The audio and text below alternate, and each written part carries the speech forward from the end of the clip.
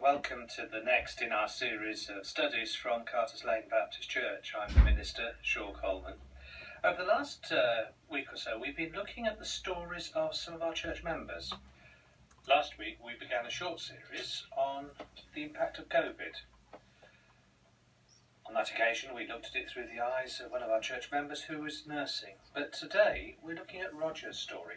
Roger also happens to be a nurse, but he actually caught COVID, and it wasn't the easiest of experiences. But I'll let you hear his story from himself. Roger, we are so pleased that you have recovered from COVID. Was it a very frightening experience?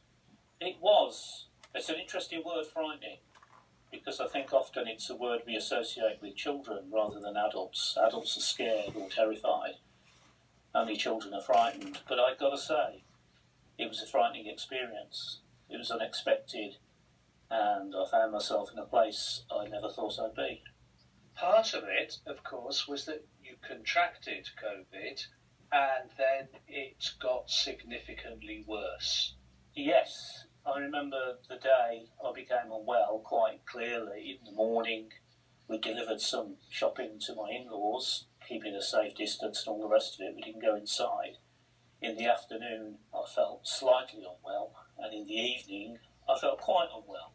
I was at home at this point. But over the course of the next 7 days, I wasn't really getting any better. I was getting slowly but surely worse. And then on the following Saturday, I was in a conversation with a friend who said, I think you ought to do something about this because you can't string a sentence together without pausing for breath. And that's when I got taken into hospital. The experience of being in hospital was at a time of lockdown, so you presumably just only saw the people who were looking after you. I did. I mean, even leaving in the ambulance was frightening, to use the word again. I couldn't remember if I'd said goodbye to my wife. She wasn't obviously allowed to come with me. Nobody was. You're in the back of the ambulance, you can't see out clearly, and you're sort of taken away. I caught a glimpse of my son from the side window, and that was that. And the next thing you know, you're in hospital. The people are wearing all the protective equipment that's required, and it's all rather surreal in many ways. And of course, you were actually getting worse day by day in hospital as well. I was in hospital and being monitored and given oxygen and antibiotics to cover any possible complications that can set in as a consequence of COVID. And for a couple of days, I was quite unwell. And then on one particular day, I became very unwell, much to everybody's surprise, because they thought I was actually getting a bit better. Discussing this with hindsight, many people have said that's what happens to many people. They seem okay, but then they can become quite quickly very unwell. I wouldn't like to think what that would have been like had I been at home. I was in the right place for them to sort of deal with that. How aware were you of what was going on? Fortunately or unfortunately, whichever way you look at it, I'm a nurse by profession, so I would say I have some insight into the workings of the hospital and the staff and the way things are structured. I did sort of know what they were doing, but the frightening thing was I had no control. You're on a trolley, you're wheeled through the corridors in a chair or a bed. You're at the mercy of people. I don't think that's the right way to express it, really, but you're dependent completely on others for so many things. The frightening thing about it was I was always aware that actually the condition wasn't curable, that all the interventions they put in place to help you, and they do help you, is to support your body in response to the infection.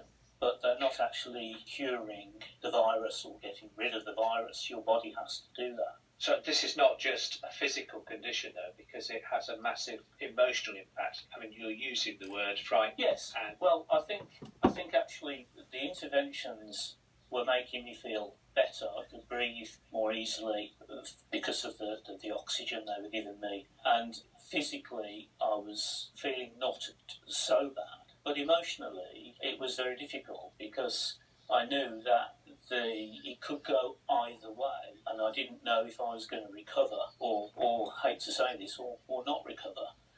And the realisation of that makes you think of others, especially. I was thinking of my wife, I was thinking of my daughter and my son. I was thinking I might not be around for my daughter's wedding, which had been postponed from this year because of the lockdown to next year. And my son's 21st, and it was very difficult because I felt I'm not ready for this. I'm not prepared for this, and I don't know what to do.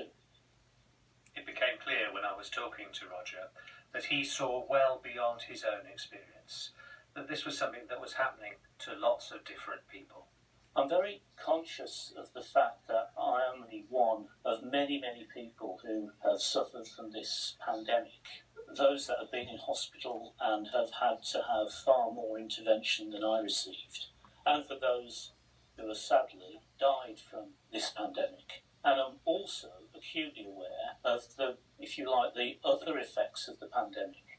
When we hear about the job losses, when we hear about the difficulties that people are in, financially, domestically, in relation, I feel very self-conscious that this is just one story of many stories. But the experience is there, and I'm not going to forget it, but I don't feel I'm going to dwell on it either. I was aware of the support. I mean, I had my mobile phone. The reception wasn't always great, and I couldn't always access all the options that a phone would give you. But I could speak occasionally, and WhatsApp, and messaging and texting. And I was very much aware that people were texting me. I didn't always answer. I couldn't always answer. But it was a great comfort to know that people were messaging me. And it was an even greater comfort, if I could say so, that they were doing so for my wife, who was at home, like the rest of my family and friends, who were just waiting. The one thing I thought about when I was in hospital, I knew the situation I was in because it was me and I was there. But for people at home, there'd be a telephone conversation or a text message. And then, of course, nothing. And people are waiting and wondering, and that's quite stressful. I know it would be stressful for me. And to know that people were messaging my wife and talking to her was very, very significant to me. Even more so, arguably, than messaging myself. My wife is remarkable, and I'm not just saying that because other people will be listening to this. But whenever we spoke and whenever we talked, and afterwards when I came out of hospital, she never showed her own vulnerability. And I know what she would have been going through, and I'm aware of what she went through. She never talked about that. Her focus was on me, and I will always be grateful. We recognised at long last that there was some good news coming. And good news that, well, Roger talks about not just oranges, but his faith as well. We started to hear the better news when we heard that you were now more worried about having a nice orange to eat. Now, one of the effects of the virus, well, for me, and I'm also aware that lots of people had different experiences and different symptoms. There were some common symptoms, but for me, I couldn't eat, and the loss of appetite was profound. I hardly had anything to eat in the 2 weeks I was unwell and for the time in hospital. But I had this sudden craving for oranges. I was just wanted really nice, juicy orange. But I only got satsumas, which some people seem to think were oranges. They're not really satsumas, but nevertheless. It was a good point for many people in church to hear the news, though. Are you a different person now? I would like to think I am a different person. I think when you go through something like that, you like to think that when you come out the other end of it, you would be a better person, that the sky will be bluer and the clouds will be whiter. And I don't like to think I ever take anything for granted. When I wake up in the morning in my home and I'm able to sit in my garden and I'm able to speak to friends, I don't feel like I've ever taken that for granted. But it comes into a sharper focus when you think that's something you may have lost and not seen again. What I hope for is to be able to sustain that sense of awe about life, about people, places, the world itself. Because it's all too easy, I think, with the passage of time to slip back into the old ways of being worried about the little things. So hopefully it'll make me a more appreciative person. Your faith is important to you. It is important to me. And I'd want to say that whilst I was in hospital, it sustained me. And I don't know. I'm still working on that. I believe it did. I didn't feel able to pray when I was in hospital, or certainly for part of the time when I was particularly unwell. And perhaps the prayer was wordless, and perhaps the prayer was there just because I was there in that situation. But I couldn't find the words to say, to make a prayer. It was difficult. I said the Lord's Prayer because that's a set text, if you like, that you don't have to think about. You can say it and feel you are praying.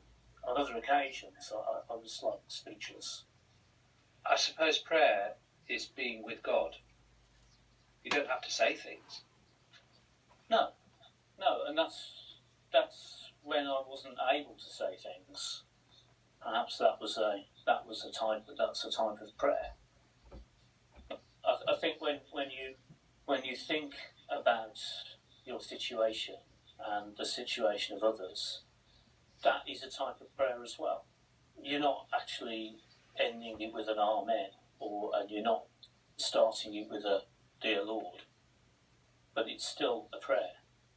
It's not right to think that prayer is the only time God is listening. Roger, thank you for helping us get this very important insight into what you and many others have experienced. You're welcome, Sean. I can't say that I'm happy to have been in a position to have to talk about that, but will and always will be eternally grateful for the people at the hospital, for our friends and family, and for our church family, for helping us through this and continuing to help us through it.